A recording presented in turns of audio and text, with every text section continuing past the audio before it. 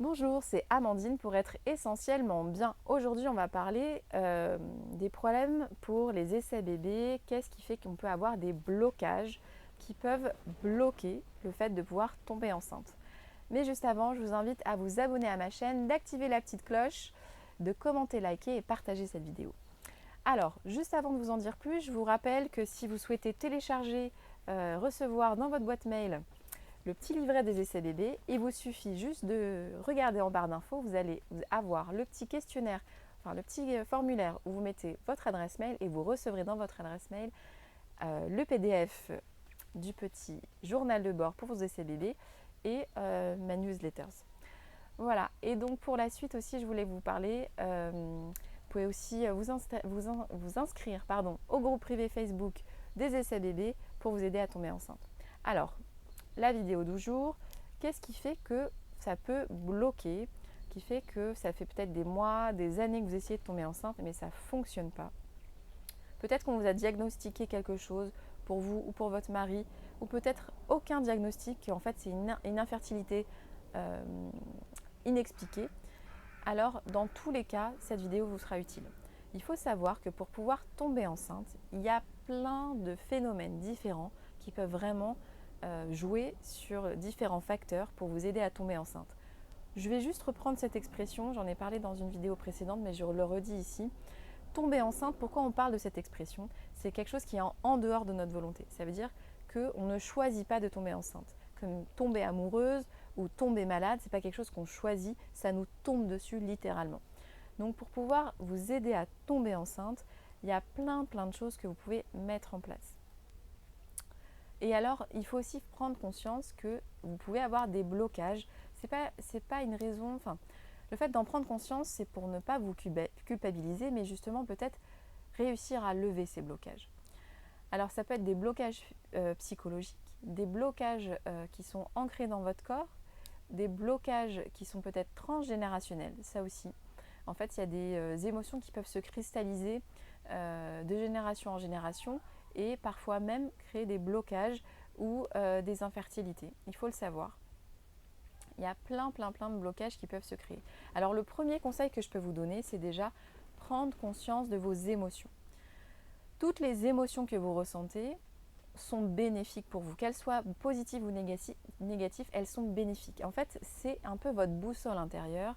Ça vous permet de cibler un petit peu ce que vous avez, ce qui fait que vous avez, enfin, ce qui va ou ce qui ne va pas dans votre corps. Et vraiment, c'est votre boussole intérieure.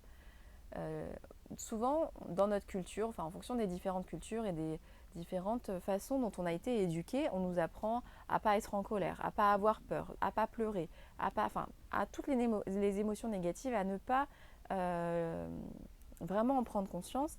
Et c'est dommage parce que vraiment c'est un indicateur à savoir de comment on est, si on est aligné avec ce que l'on est, avec ce qu'on a envie au plus profond de nous et entre guillemets ce qu'on est un peu obligé à faire tous les jours dans la vie courante, etc.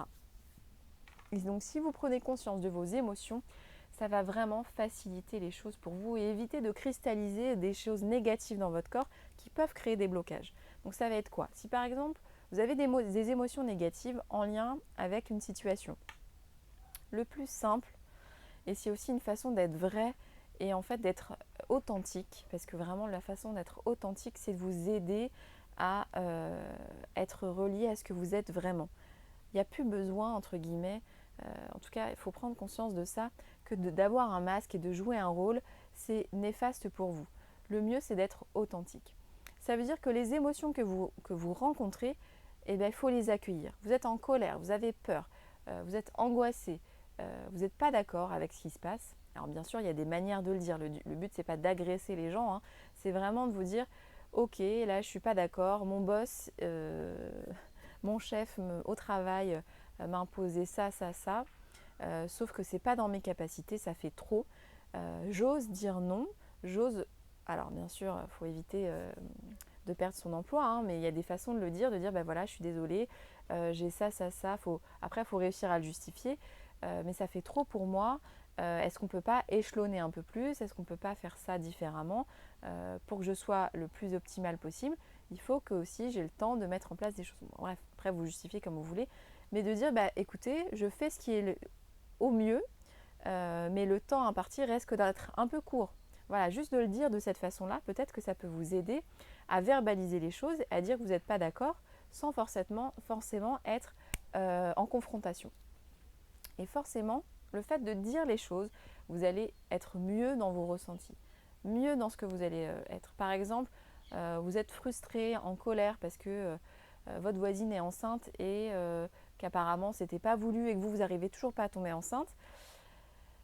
Et bien vous accueillez cette frustration. Vous dites pourquoi je suis frustrée, qu'est-ce que ça veut dire, pourquoi je suis en colère, parce qu'en fait, au final, qu'est-ce qu'il y a vraiment là derrière? Est-ce que c'est pas la peur de jamais pouvoir tomber enceinte? Est-ce que c'est pas la peur euh, que mon conjoint veuille me quitter parce que j'arrive pas à tomber enceinte? Peut-être, hein, je ne sais pas si c'est ça, hein, mais voilà, c'est histoire de vous faire comprendre que c'est normal d'avoir des peurs, c'est normal d'avoir des émotions. Qu'est-ce que vous pouvez mettre en place au jour d'aujourd'hui pour que ces émotions, en fait, elles vous apprennent quelque chose sur vous et que vous passez à autre chose? Le mieux, c'est d'accueillir l'émotion et de se dire, ok, pourquoi j'ai peur, pourquoi j'ai ça? Oh, c'est ok, c'est normal, il n'y a pas de souci, j'ai peur. Comment je peux faire pour éviter d'avoir peur? Peut-être d'en parler à votre conjoint, peut-être de vous dire, ben voilà, écoute, je ressens de la peur, je sens que je suis pas bien en ce moment parce que voilà, j'ai peur que cette attente, peut-être que du coup, ça empathie sur notre amour, que ça empathie sur ça, ça, ça. Voilà, parlez-en ouvertement à votre conjoint.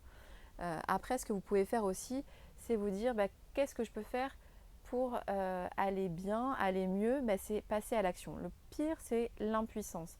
Parce qu'en fait, on se sent vraiment le sentiment d'impuissance, ça nous met des émotions négatives et du coup, on est moins bien soi-même. Alors que si on veut passer à l'action, du coup, on fait en sorte d'aller mieux et de se dire, ok, j'ai peur, j'en ai pris conscience, c'est ok, qu'est-ce que je peux faire maintenant pour ne plus avoir peur? Est-ce que peut-être que je peux en parler? Est-ce que je peux essayer de développer peut-être des choses, des projets différents pour m'aider? Par exemple, moi, je sais quand j'avais du mal à tomber enceinte de ma fille, j'ai changé de travail. Ça m'a aidé. Je venais de déménager, j'ai changé la déco, enfin j'ai fait de la déco.